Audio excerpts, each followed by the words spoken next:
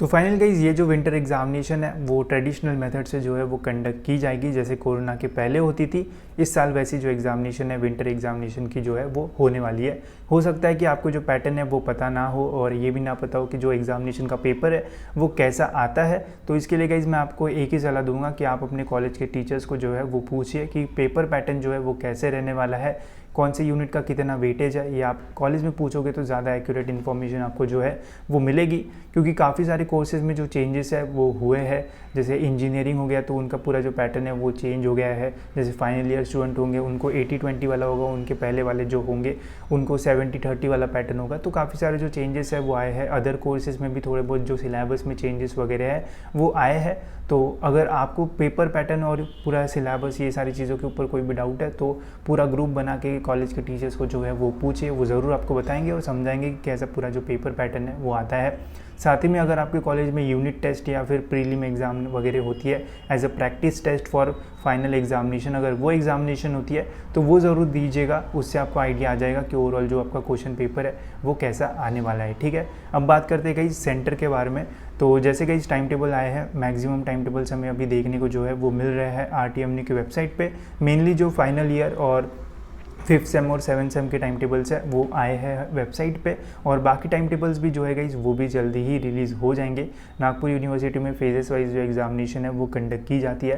पहले main preference final year को दिया जाता है, फिर नीचे नीचे जाके ऐसे फिर 3rd सेमेस्टर 1st सेमेस्टर ऐसे जो एग्जामिनेशन है वो कंडक्ट की जाएगी। तो जनवरी फरवरी तक की जो एग्जामिनेशन है ये चली जाएगी आराम से, जिसमें 2nd ईयर के स्टूडेंट्स भी आ जाएंगे फिर जनवरी के आसपास, और फिर नेक्स्ट एग्जामिनेशन 1st ईयर वालों की भी जो है वो हो जाएगी। ठीक है, थोड़ा टाइम है उनके लिए, जैसे उनके अपडेट्स आएंगे मैं आपको बता दूंगा। ठीक है, अब सेंटर के बारे में यही दिया गया है गाइस कि यहाँ पे कि जो सेंटर की इन्फॉर्मेशन है वो आपको 7 दिन के पहले पहले जो है वो बताई जाएगी। ठीक है, अभी तक ऐसा कोई भी कंफर्मेशन नहीं आया है कि आपको होम सेंटर मिलेगा या फिर आपको दूसरे कॉलेज में जाके जो एग्जामिनेशन है वो देनी पड़ेगी। बट ये ज़्यादा मैटर आपके लिए जो है वो नहीं करना चाहिए। जितने कमेंट्स मुझे देखने को मिले उतने मैं एक्सपेक्ट नहीं कर रहा था इस टॉपिक के ऊपर, क्योंकि देखो आप कॉलेज में एग्जामिनेशन दोगे तब भी आपको जो पेपर है वो लिखना ही पड़ेगा, और आप दूसरे कॉलेज में जाके पेपर देते हो तब भी आपको जो है वो पेपर लिखना पड़ेगा। हो सकता है कि आपको ऐसा लग रहा होगा कि यार चीटिंग करने ज़्यादा मिलेगा या फिर देखने को ज़्यादा मिलेगा। ठीक है, तो उसमें मैटर ये करेगा कि आपके आगे कौन बैठता है। ठीक है, अगर वो आगे वाला अच्छा बैठ गया तो बहुत बढ़िया रहेगा। ठीक है, अगर आगे वाला ऐसा है जिसको कुछ आता ही नहीं है तो होम सेंटर हो या फिर बाहर के कॉलेज में जाके एग्जामिनेशन दो, सिचुएशन आपके लिए जो है वो वैसी ही रहेगी। देखो ये 7 दिन के पहले जो है वो आपको बताया जाएगा, तो तभी आपको पता चलेगा। जितना मुझे लग रहा है कि हो सकता है इस बार आपको दूसरे कॉलेज में जाके जो है वो एग्जामिनेशन देनी पड़ सकती है, क्योंकि कोरोना के पहले जैसी चीज़ें होती थी तब तो गाइज अदर सेंटर में जाके हमें एग्जामिनेशन जो है वो देनी पड़ती थी। ठीक है, तो इस बार भी हो सकता है कि वैसे ही हो और आपको जो है वो दूसरे कॉलेज में जाके एग्जामिनेशन जो है वो देना पड़ सके। अगर आपको होम सेंटर मिलता है तो फिर तो सोने पे सुहागा है, बट अगर दूसरा कॉलेज मिलता है तब भी बढ़िया है, ऐसा कोई प्रॉब्लम आपको फेस नहीं करना पड़ेगा। बस एक चीज़ मैं बोलूँगा कि देखो बाकी यूनिवर्सिटी जैसे पुणे यूनिवर्सिटी हो गई, मुंबई यूनिवर्सिटी हो गई, वहाँ पे जो पिछला सेमेस्टर था वही जो है वो ऑफलाइन कंडक्ट किया गया था। ठीक है, तो उधर के स्टूडेंट्स को अभी ज़्यादा प्रॉब्लम फेस नहीं करना पड़ेगा, क्योंकि वो अभी ऑलमोस्ट उस फ्लो में आ गए हैं जैसे पहले एग्जामिनेशन कंडक्ट की जाती थी। बट नागपुर यूनिवर्सिटी में कोरोना के बाद पहली बार ऐसा समय आया है जिसमें यहाँ पे फुल फ्लेज जो ऑफलाइन एग्जामिनेशन है वो कंडक्ट की जाएगी।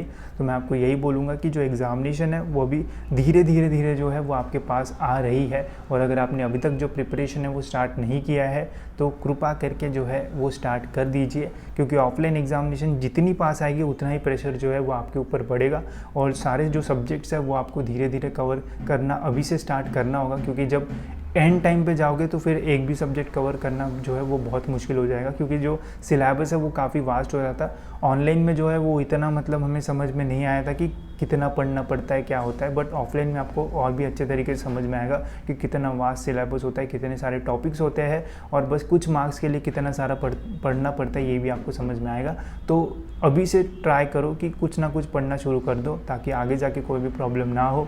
स्पेशली जो फाइनल ईयर में स्टूडेंट्स होंगे तो बैक वगैरह मत लगने दो, it may harm your placements and all this things. तो ट्राई करो, पढ़ाई करो, ठीक है, हो जाएगा सब सही से। और सेंटर के बारे में अगर कोई भी अपडेट आता है मैं आपको बता दूंगा, बट हो सकता है कि अदर सेंटर आपको जो है वो मिल जाए। ठीक है, इसके अलावा जो क्वेश्चन पेपर है वो आपको ऑफिशियल वेबसाइट पे मिल जाएंगे, कहाँ पे वो भी बता देता हूँ। तो एग्जामिनेशन पे चले जाना, यहाँ पे रिजल्ट पे क्लिक कर देना। यहाँ पे क्लिक करने के बाद आपको राइट हैंड साइड में क्वेश्चन पेपर का ऑप्शन मिलेगा, इस पर क्लिक कर देना।